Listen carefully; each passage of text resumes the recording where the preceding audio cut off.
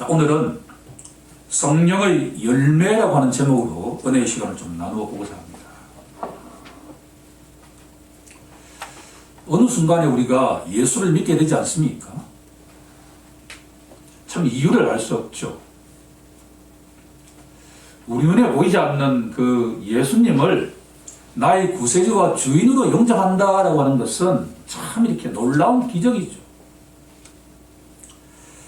그런데 흥미로운 사실은 뭐냐 그러면 예수 믿게 되면 새로운 생명이 우리 속에 들어오게 되는데 마치 우리에게 이중 국적자가 있는 것처럼 예수 믿는 순간에 우리 속에 두 개의 본성이 있다라고 하는 것을 깨닫게 된다라고. 사도 바울은 이것을 뭐라고 하냐 그러면 하나는 새로운 생명인데 이 새로운 생명이 바로 성령이다라고 진단하고 있고, 다른 하나의 존재는 옛 본성이다 그렇게 이야기하고 있습니다. 오늘 우리가 읽지 않았지만 갈라디아서 5장 16절 17절에 보게 되면 우리 속에는 두 개의 존재가 있는데 하나는 성령이시고 다른 하나는 육신의 소욕이다라고 이야기하고 있습니다. 육신의 소욕을 다른 말로 표현하면 옛 본성이라고 이야기할 수 있습니다. 옛 사람이라고 이야기할 수도 있습니다. 그러니까 예수 믿기 이전에 우리 속에는 딱 하나의 본성뿐인데 예수 믿고 난 뒤에 우리 속에는 두 개의 본성이 있게 된다라고 하는 것이 흥미로운 사실입니다.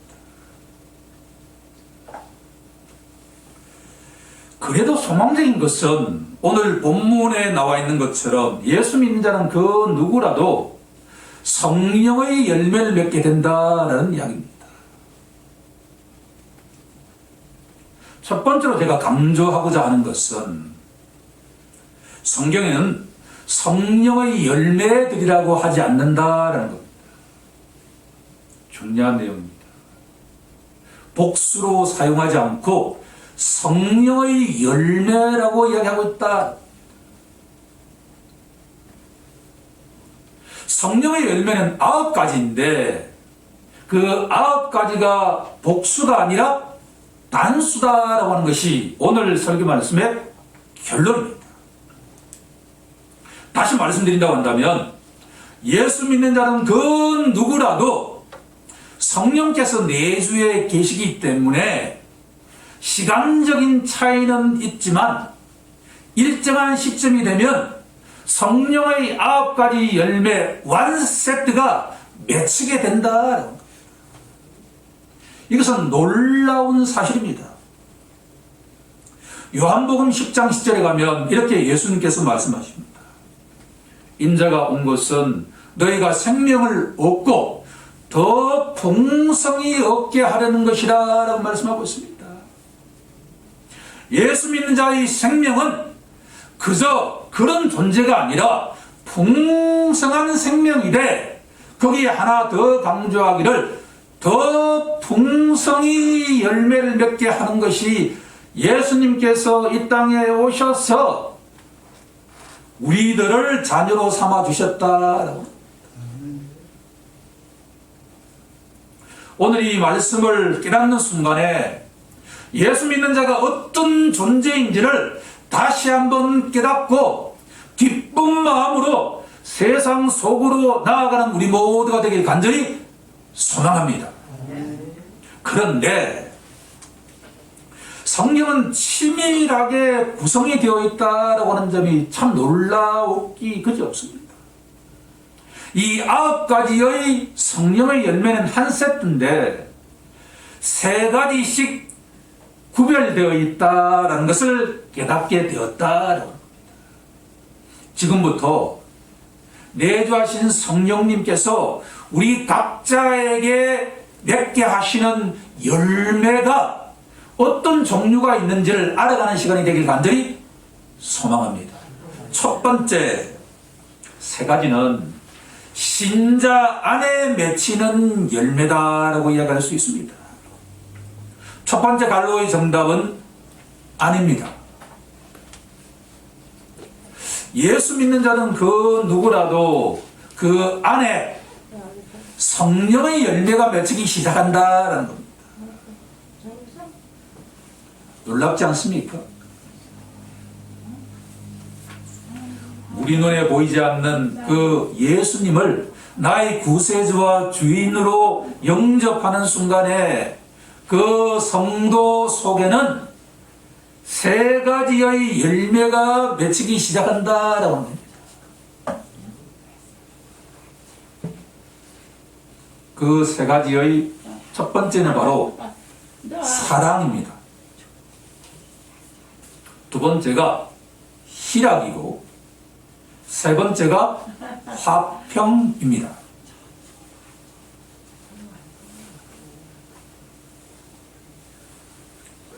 여기서 말하는 사랑은 첫 번째가 하나님의 사랑입니다.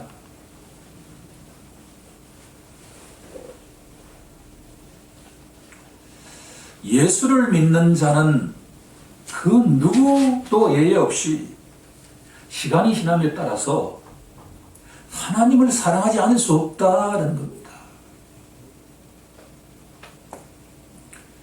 예수 믿기 이전에 우리의 상태를 한번 돌아보기를 소망합니다. 예수 믿기 이전에 저의 상태라고 하는 것이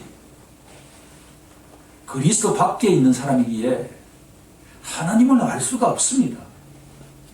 하나님을 알 수 없기에 천지 만물을 창조하신 분이 하나님이다라고 하는 것을 알 수가 없죠. 그러니까 우리의 삶이라고 하는 것이 그 자체가 어둠이다라고 합니다. 무지하다라고 하는 이야기를 다른 말로 하면 어둠이다라고 하는 겁니다. 하나님을 모르는 그 영혼에게는 그 영혼이 죽어있기 때문에 하나님이 얼마나 영광스럽고 빛으로 가득 찬 분인지 알 수가 없다. 우리가 밤에 아무리 불이 밝다 하더라도 태양이 비치면 비교할 수 없을 정도이듯이 예수님 밖에 있는 자에게는 그 모두가 어둠 속에 있는 자이기 때문에 자신도 모르게 지금까지 지어왔던 그 죄에 익숙해져 있다. 죄에 익숙한 아담의 후손은 그 누구라도 빛으로 나오기를 원하지 않는 존재다라고 하는 겁니다.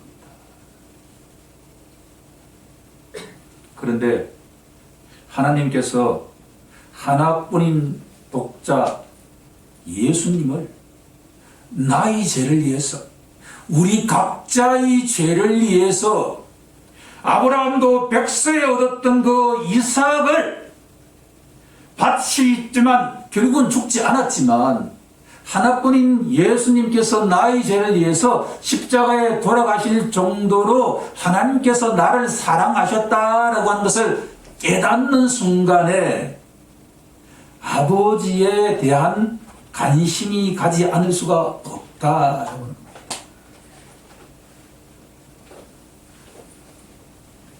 아무런 자격 없는 나를 하나님 아버지께서 사랑하셨다라고 하는 것을 깨닫는 순간에 그 아버지에 대해서 점점 알고 싶은 생각이 들게 된다라고 하는 겁니다. 사랑은 바로 추상적인 개념이 아니라 관계의 개념입니다. 예수님을 통해서 하나님과 관계를 맺게 된 자녀라고 한다면 아버지가 어떤 분인지를 계속 알아가고 싶은 생각과 관심을 가지게 된다라고 합니다.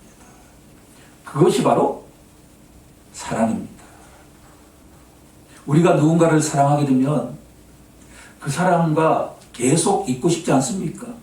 그 사람이 어떤 음식을 좋아하는지 무엇을 원하는지에 대해서 관심을 가지게 되듯이 예수님을 통해서 하나님을 알게 되면 그분이 어떤 것을 좋아하시고 어떤 것을 싫어하시는지를 점점 알게 된다라고 합니다. 그것이 바로 본문이 말하는 사랑입니다. 사랑은 지금까지 나와 아무런 관계가 없다고 했는 그 존재에 대해서 관심을 가지고 알아가는 것이 바로 사랑입니다. 하나님을 사랑하게 되면 그 자체로 자연스럽게 따라오는 것이 뭐냐고 되면 하나님의 형상을 닮은 사람에 대해서도 긍정적으로 생각하기 시작한다. 처음에 하나님을 알지 못했을 때는 철저하게 내 중심적으로 생각합니다. 나의 기준에 따라서 어떤 사람은 O지만 어떤 사람은 X라고 생각했던 자가 아무런 자격 없는 나를 하나님 아버지께서 사랑해 주셨다라고 하는 것을 깨닫는 순간에 하나님의 형상을 닮은 사람들이 다양할 수 있다라고 하는 것을 인정하기 시작합니다. 그러면 어떤 사람이 나와 다른 생각을 이야기한다 하더라도 내가 좀 더 관용적으로 되기 시작한다. 다름을 인정하는 순간에 이웃 사랑이 시작되는 줄로 믿습니다. 성경의 모든 내용을 알고 보면 하나님 사랑과 이웃 사랑으로 요약되듯이 아버지의 풍성한 사랑을 받은 자는 그 누구라도 하나님을 사랑하게 되고 이웃을 사랑하게 된다. 이것이 성령이 맺는 첫 번째 열매다. 성령은 어떤 영이냐라고 하면 사랑의 영입니다. 사랑의 영이 각 신자 속에 내주에 계시기 때문에 성도들은 사랑의 열매를 맺지 않을 수가 없다. 두 번째 열매는 희락의 열매입니다. 기쁨의 열매입니다. 항상 기뻐하라라는 이 말씀이 성경에서 우리에게 던지는 중요한 메시지인데 왜 기독교 신자는 항상 기뻐해야 될까라고 질문한다면 내주하신 성령께서 기쁨의 영이시기 때문입니다. 기쁨의 영이 우리 속에 내주에 계시는데 내가 기뻐하지 않을 수 있다라고 하는 것은 어불성설 아니겠습니까?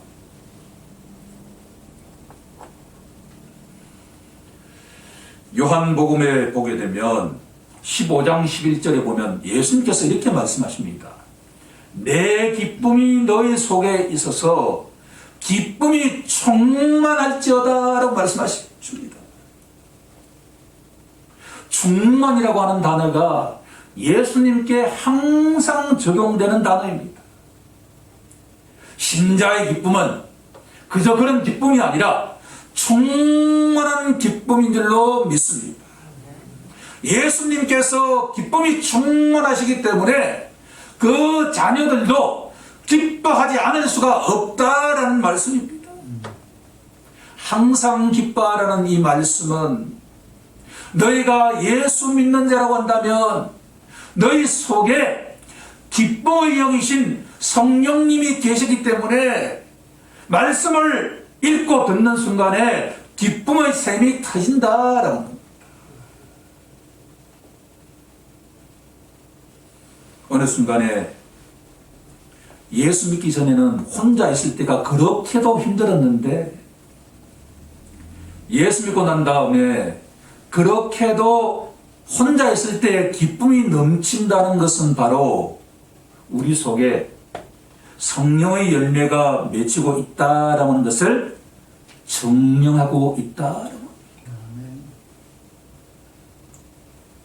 다가오는 한 주 동안에 이 말씀에 의지하여 기쁨의 열매가 날마다 매 순간 맺히는 우리 모두가 되길 간절히 소망합니다. 세 번째는 화평입니다.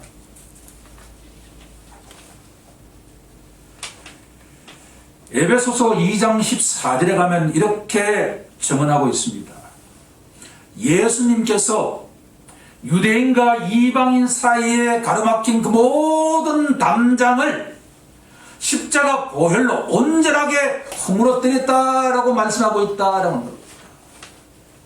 성경에서 유대인과 이방인 사마리만큼 그렇게 장벽이 높았던 민족들도 없다라고 하는 것을 알 수가 있습니다. 예수님께서 800년 동안 그렇게 적대시해왔던 북이스라엘 그 후손들인 사마리아인들과 유대인들 사이에 있는 모든 장벽들을 허무셨다고 한다면 이 세상에 우리에게 어떤 사람과도 화평을 이룰 수 있는 자가 바로 예수 믿는 자인 줄로 믿습니다. 주님이 사랑하시는 성도 여러분, 혹시 마음속에 아직도 용서하지 못하고 있는 사람이 있습니까? 그러면 예수님께서 저 같은 우리 같은 원수를 사랑해 주셨다, 용서해 주셨다라고 하는 것을 기억하는 우리 모두가 되길 간절히 소망합니다. 우리가 누군가를 용서할 수 있는 것은 내가 원수 되었을 때 하나뿐인 독생자를 주셔서 나를 용서하신 하나님의 그 마음을 이해한다고 한다면 우리 마음속에 그 누구도 용서할 수 있는 힘과 능력이 있습니다.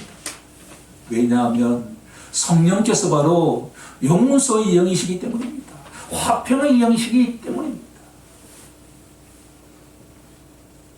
결국 예수 믿는 순간에 신자의 모든 마음 속에는 사랑의 열매와 기쁨의 열매와 화평의 열매가 자연스럽게 맺히게 된다라고 하는 것이 성경의 메시지입니다. 그것이 개인마다 조금 속도와 차이가 날 수는 있지만 사랑과 희락과 화평의 열매가 기독교 신자인가 아닌가를 판가름하는 지표가 된다라고 하는 것을 기억하는 우리 모두가 되길 간절히 소망합니다. 여기서 끝이지 않습니다. 신자 안에 맺히는 열매가 있다고 한다면 신자 밖으로 드러나는 열매도 있지 않겠습니까? 두 번째 열매는 바로 신자 밖으로 드러나는 열매입니다. 두 번째 갈로의 정답은 바뀝니다.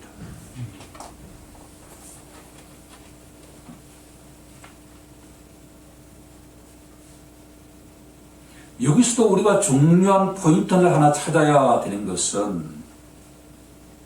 기독교 신자에게 가장 중요한 것은 밖으로 보이는 것이 아니라 내면적인 변화다라고 하는 것을 알 수가 있다. 신자의 마음속에 사랑과 기쁨과 화평의 열매가 맺히기 시작하면 본인이 원하지 않아도 타인이 보기에 밖으로 열매가 드러나지 않을 수가 없다라고 하는 겁니다. 그 첫 번째 밖으로 드러나는 열매는 무엇인가 하면 바로 오래 참음이라고 하는 열매입니다. 인내라고 하는 열매입니다.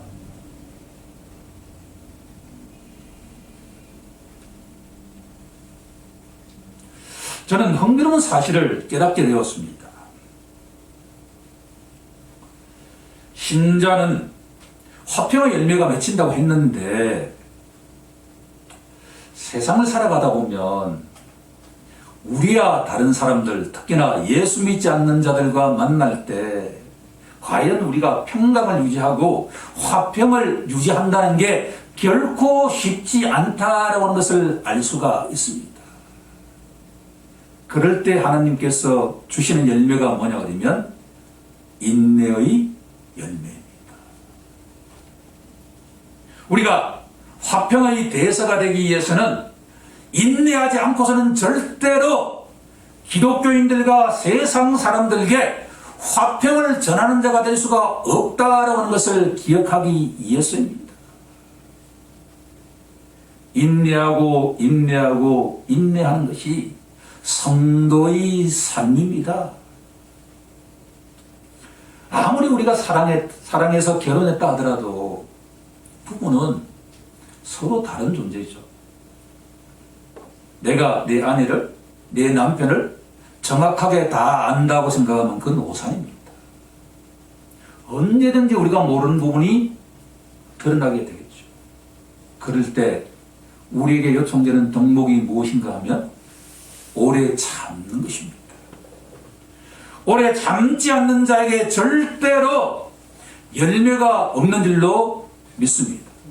우리가 한 영혼을, 예수님 밖에 있는 하나님을 모르는 한 영혼을 우리가 중보기도 할 때 그 영혼이 주님 앞으로 돌아와서 하나님을 인격적으로 만나서 날마다 기쁨이 넘치는 삶을 살아가도록 하기 위해서는 우리가 인내하고 또 인내해야 할 줄로 믿습니다. 우리 각자가 하나님 앞으로 돌아오는데 참 오래 걸리지 않았습니까? 하나님께서 저에게 45년간 인내해 주셨다라고 하는 것을 기억하면 세상 어떤 일도 참지 못하겠습니까? 얼마나 오래 걸린다 한들 45년이 걸리겠느냐라는 말씀입니다. 더구나 오래 참음의 열매 다음에 있는 열매도 흥미로운 열매입니다. 자비의 열매다라고 합니다. 영어로 표현하면 좀 더 쉽게 다가올 수가 있습니다. kindness, 친절함의 열매다라고 합니다. 제가 학생들에게 꼭 이야기한 것 가운데 여러분들이 배우자를 고를 때 우리보다 월등히 못한 사람들을 만날 때 어떤 태도를 보이는 것을 판단하면 그 배우자의 눈에 보이지 않는 면을 파악할 수 있다라고 이야기를 합니다. 세상 사람들은 자기보다 낮은 사람을 대할 때 절대로 자비롭게 대하지 않습니다. 굴림하는 자세로 대하죠. 예컨대 청소하시는 분들이라든가 서빙하시는 분들에게 어떤 말투를 사용하는가, 어떤 눈빛을 보내는가, 어떤 태도를 보내는가를 파악하면 그 사람의 내면 속에 있는 덕성을 알 수가 있다라고 하는 겁니다. 예수를 믿고 의지하는 자에게는 자비의 열매가 맺히는 줄로 믿습니다.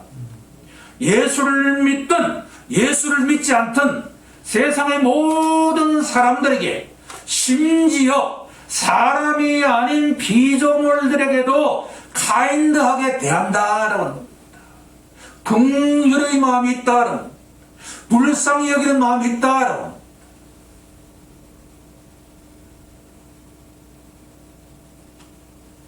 예수 믿는 우리 모두는 모든 피조물에게 대해서 긍휼의 열매가 맺혀야 될 줄로 믿습니다. 그런데 화평의 열매가 맺히기 위해서도, 자비의 열매가 맺히기 위해서도 그 중간에 무엇이 있냐 그러면 오래 참음의 열매가 있어야 된다. 흥미로운 사실 아닙니까? 우리가 타인에게, 특히나 우리보다 못한 사람들에게 자비를 베푸기 위해서는 인내하는 마음이 있어야 될 줄로 믿습니다. 왜냐하면 우리 인간의 마음 속에는 어떤 마음이 있냐 그러면 내보다 못한 사람들을 만나게 되면 뒷밟고 싶은 본성이 있기 때문입니다. 그것을 우리가 인내를 통해서 자비하는 마음으로 변화되어야 할 줄로 믿습니다. 그 다음에 양선의 열매입니다. 한자 언어이기 때문에 우리에게 친숙하지 않는데 영어로 하면 좀 더 쉽습니다. goodness입니다. 좋다, 그 사람 참 좋다라는 의미입니다. 사도행전 6장에 가게 되면 구제 사역을 위해서 7 집사를 택할 때 그 선택 기준이 나오는데 몇 가지 기준이 있지만 첫 번째는 바로 성령으로 충만해야 된다. 두 번째 나오는 기준이 뭐냐 그러면 사람들에게 칭찬을 받아야 한다라고 하는 이 단어인데, 아가도스라고 하는 이 헬라어 단어는 바로 영어로 하면 굿이라고 하는 단어입니다. 예수 믿는 자들은 세상 사람들과 달리 저 사람 양선하다, 좋은 사람이다 라고 하는 칭찬을 드려야 할 줄로 믿습니다. 너무 악하게, 너무나 이해 밝은 그리스도인들은 세상에 덕이 되지 않기 때문입니다. 우리 모두 오래 참음과 자비와 양선의 열매가 날마다 맺히는 축복이 임하길 간절히 소망합니다. 마지막 이제 세 번째 열매로 나아가게 됩니다. 세 번째 열매는, 첫 번째가 우리 신자 안에 맺히는 열매라고 한다면, 두 번째는 사람과의 관계 속에서 맺히는 열매라고 한다면, 세 번째 열매는 하나님과의 관계 속에서 맺히는 열매다라고 정리할 수가 있습니다. 세 번째 갈로의 정답은 성품인데, 하나님과의 관계 속에서 어떤 열매가 맺혀야 될까라는 내용입니다. 그 첫 번째가 충성의 열매입니다. 고린도전서 4장 2절에 가면, 그리고 맡은 자들에게 구할 것은 충성이니라 라고 되어 있습니다. 충성이라고 하는 이 어감은 뭔가 좀 강압적인 그런 어떤 의미가 풍기지 않습니까? 보다 정확한 번역은 신실함이라는 번역입니다. 주보에도 갈로 속에 신실함이라고 제가 번역해 놓았습니다. 기독교 신자에게 하나님을 대할 때 가장 중요한 열매는 신실함인 줄로 믿습니다. 우리가 삶을 살아가다 보면 하루 내에도 업앤다운이 있잖아요. 그렇죠? 아침에는 너무나 은혜가 충만했는데 점심때 지나고 나면 언제 그랬냐는 것이 사람의 마음이죠. 그럴 때마다 신자에게 가장 중요한 것은 뭐냐 그러면 변치 않는 마음입니다. 하나님께 신실한 자가 되어야 할 줄로 믿습니다. 그 다음 나오는 열매가 바로 온유의 열매입니다. 하나님 앞에 온유한 자는 겸손한 자입니다. 그 유명한 예수님께 대한 표현이 있지 않습니까? 나는 온유하고 겸손하니. 온유한 자는 바로 겸손한 자입니다. 우리가 교회에 열심을 내는 순간일수록 내 속에 어떤 마음이 꿈틀거리기 시작하냐 그러면, 내가 우리 교회에서 제일 봉사를 열심히 해, 내가 우리 교회에서 제일 새벽 예배에 일찍 나오고 가장 늦게 나가라는 마음이 저도 모르는 사이에 꿈틀거리기 시작한다. 이것이 바로 육신의 소욕, 즉 옛 본성입니다. 그런데 우리가 하나님 앞에 어디 자랑할 게 있습니까? 내 자신에 대해서? 내가 무슨 자격이 있어서 목사가 되었습니까? 내가 무슨 자격이 되어서 교회의 직분자가 되었습니까? 내가 무슨 자격이 되어서 예수 믿는 자가 되었냐는 겁니다. 이유는 알 수 없지 않습니까? 창세전에 하나님께서 나를 아시고 나를 정하시고 나를 부르셔서 예수 믿는 자가 되었다라고 성경은 말씀하고 있지 않습니까? 내가 무슨 의로움이 있어서, 내가 무슨 자격이 있어서 예수 믿는 성도가 되지 않았다라고 하는 것을 깨닫는 순간에 하나님 앞에는 늘 겸손한 자가 되지 않을 수가 없다라고 하는 겁니다. 교만은 패망의 성공이요, 교만이 오게 되면 욕도 따라온다라고 성경은 말하고 있지 않습니까?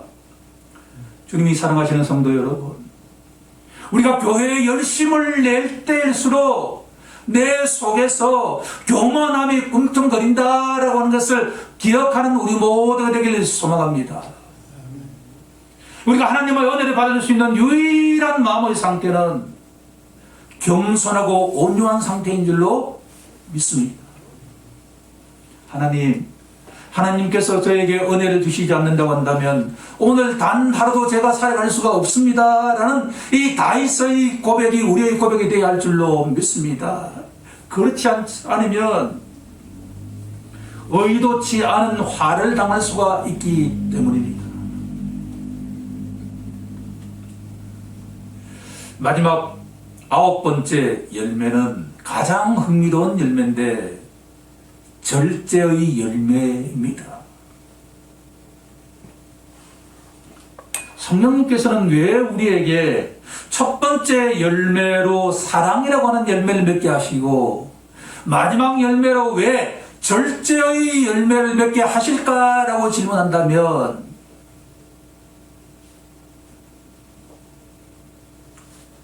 기독교 신자의 마음속에는 두 개의 본성이 있다라고 하지 않았습니까?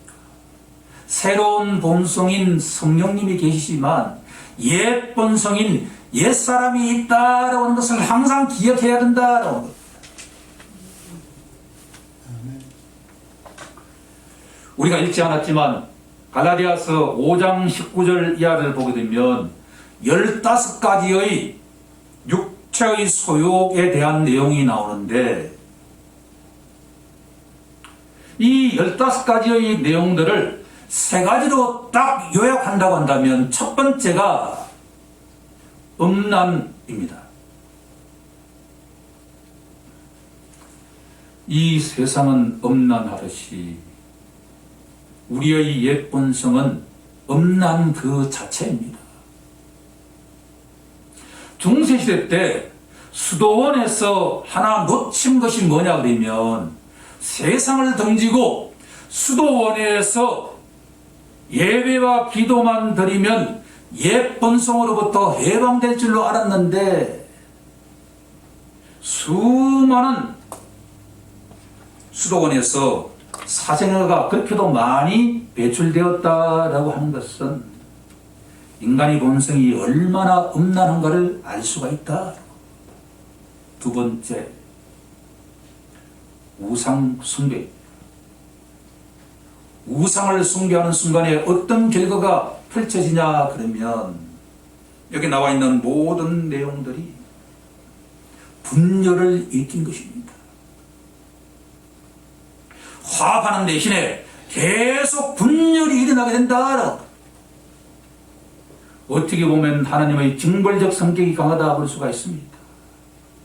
15가지의 인간의 그 본성에 해당되는 내용들은 한편에서는 음란에 대한 것이고 다른 한편에서는 우상숭배에 대한 것이고, 그리고 마지막으로 그 모든 것들은 바로 분열을 일으키는 것이다 라고 정리할 수가 있습니다.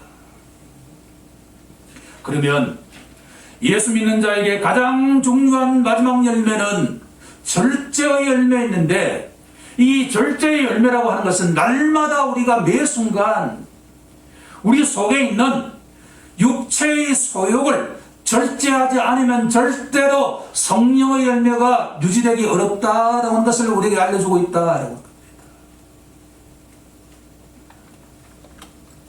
이제 말씀을 정리해 보고자 합니다.